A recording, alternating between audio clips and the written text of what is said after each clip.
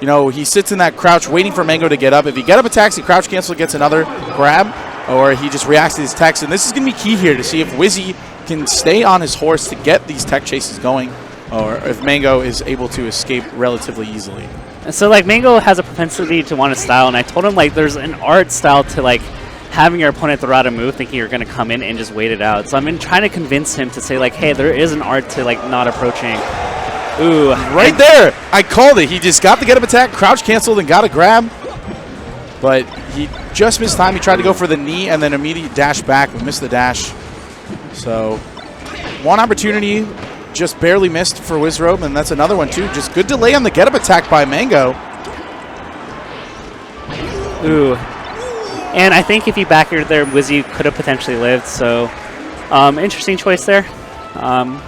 And Mango takes the first stock. Oh my God. That was the call out.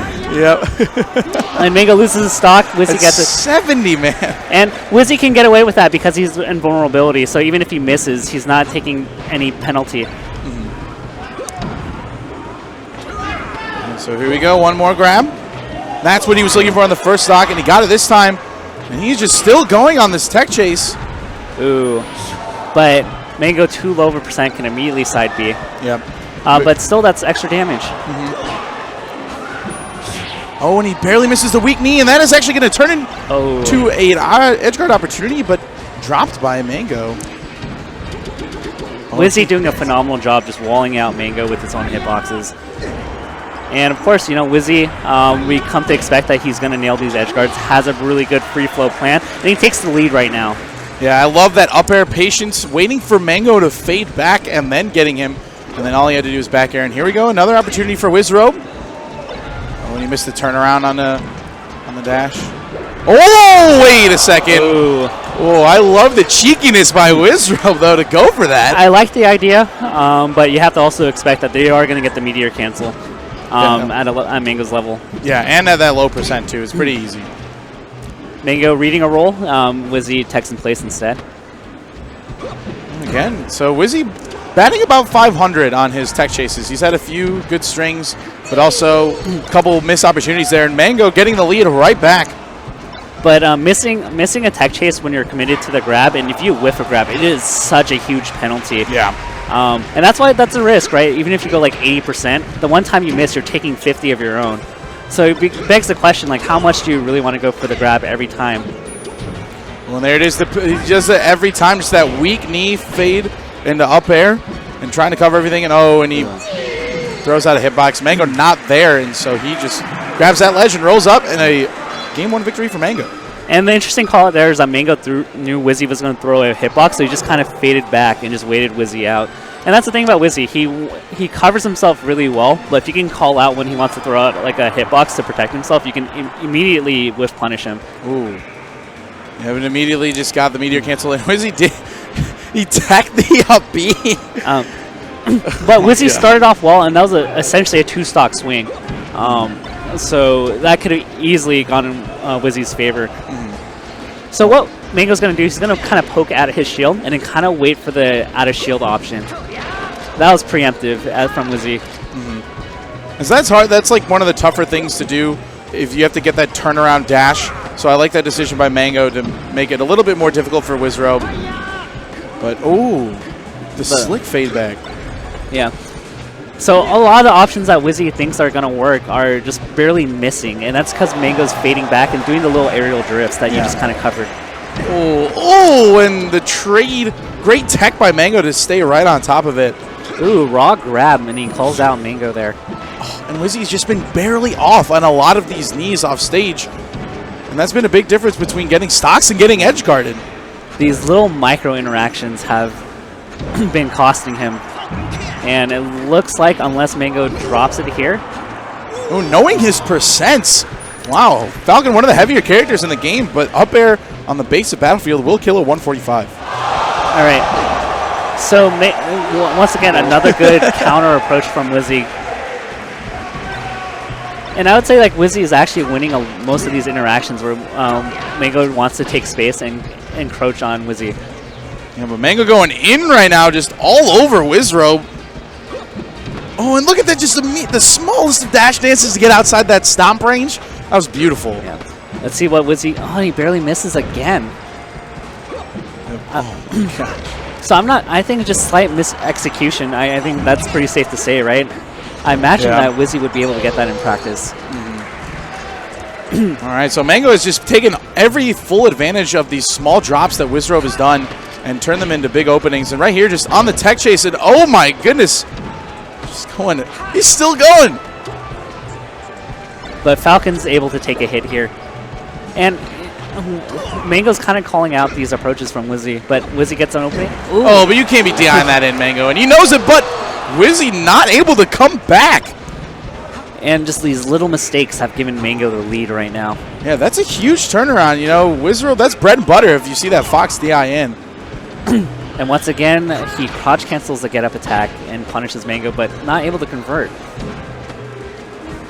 All right, so Wizzrobe's got to put something together here. You know, just had a lot of neutral wins as you talked about, but his punishes have been really lacking, and Mango just all over him, and that should be game 2 for Mango. Yeah.